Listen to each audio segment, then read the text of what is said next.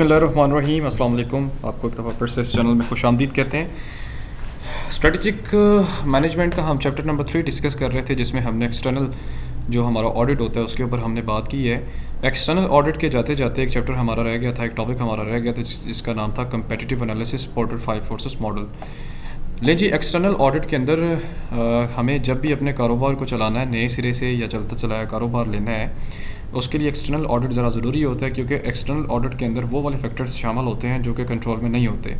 हमारे पास यहाँ पे मिचेल पोर्टर 5 फोर्सेस मॉडल है, जिसके अंदर हम उन 5 फोर्सेस को डिस्कस करेंगे जो कि एक्सटर्नल ऑडिट के दौरान एग्जिस्ट करती हैं या सामने आती हैं या उनका हमें पता चलता है। जब भी हम आउटसाइड द बिज़नेस कोई कारोबार रन करने की कोशिश करते हैं, यानी आउटसाइड द फील्ड, तो वहाँ पे हम ये देखते हैं कि ये 5 फोर्सेस हैं जो कि नए कारोबार को डिस्टर्ब कर सकती हैं। इसमें सबसे पहले रिवेलरी होता है, इसको कहते हैं मुकाबला चल रहा होता है फॉर्म्स के दौरान अंदर। दूसरा इसमें bargaining power with the customers, bargaining power to the suppliers of suppliers, potential entry of new competitor and potential development of substitute product. ये 5 ऐसी फोर्सेस होती हैं जो किसी भी बिज़नेस को अच्छा खासा थ्रेट दे सकती हैं, डिस्टर्ब कर सकती हैं या उसके फ़ायदे में भी चल सकती हैं। Let's discuss with one by one.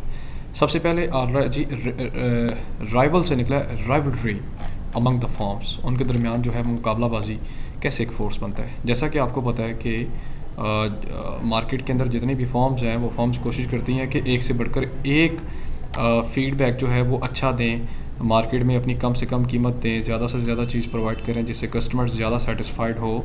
तो जब ऐसी मार्केट कंपटीशन चल रहा होता है तो उस कंपटीशन के अंदर आपके लिए बाज़ात स्टे करना मुश्किल हो जाता है, ठीक है। और क्योंकि वो कंपनी आपको वारंटी शंटी भी दे रही होती है, आपको जनाब बेनिफिट्स भी ज़्यादा से ज़्यादा देती है और एडवर्टीज़मेंट भी कर रही होती है। तो अगर आप नए हैं मार्केट में तो आप जो हैं वो कोशिश करते हैं कि आप इस चीज़ का ख्याल रखें और इनसे निपटें।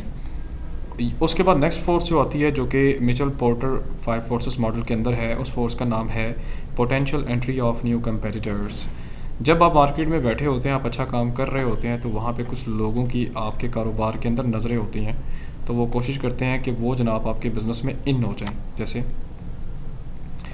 अब कंपेटिटर जो होता है वो इन जो है वो क्यों होता है और ऐसी किन चीज़ों की ज़रूरत आपको पड़ती है। इससे पहले कि आप कंपेटिटर आपके बिज़नेस में इन हो जाए, आप कोशिश करें कि आप टेक्नोलॉजी अच्छी ले लें, अपने बिज़नेस में स्पेशलाइज्ड हो जाएं। उसके बाद चैनल्स अपने स्ट्रॉन्ग करें, गवर्नमेंट के साथ जो है अपनी पॉलिसीज़ के साथ, गवर्नमेंट की पॉलिसीज़ के साथ चलें, टैरिफ टैक्सेस वगैरह पे करते जाएं ताकि नया कंपेटिटर डेवलप ही ना हो सके, और अगर वो डेवलप होता है आप उसको भगा दें।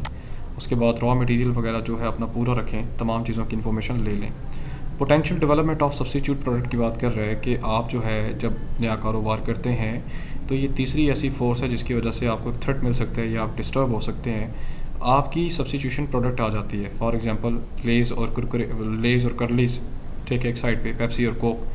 अगर आप एक अच्छा बिज़नेस कर रहे हैं तो आपका कंपेटिटर आ गया, नो डाउट वो अगर आपके लेवल पे नहीं आता तो वो आपका कस्टमर ज़रूर तोड़ देता है और इसकी वजह से भी आप डिस्टर्ब हो सकते हैं। Bargaining power of the supplier, supplier वो शख्स होता है जिससे आप माल जनाब लेते हैं, उससे आप जो बारगेनिंग पावर होती है वो देखते हैं, ठीक है।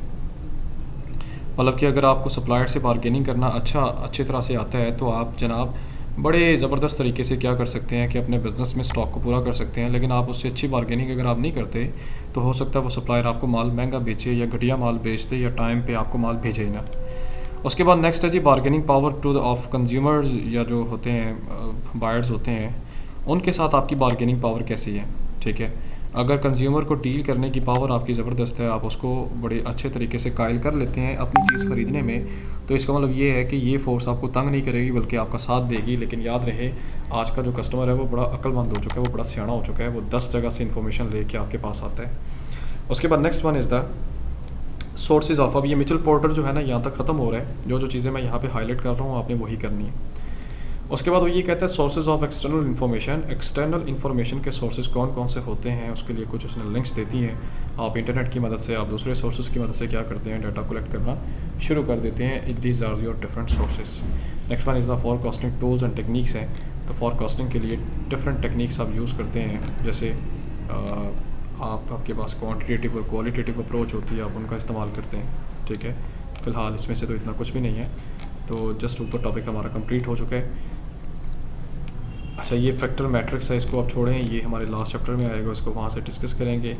कंपेटिटिव प्रोफाइल मैट्रिक्स, इसके बारे में हमने ऊपर पढ़ा है, ठीक है, इसको भी अगले चैप्टर्स में हम डिस्कस करेंगे।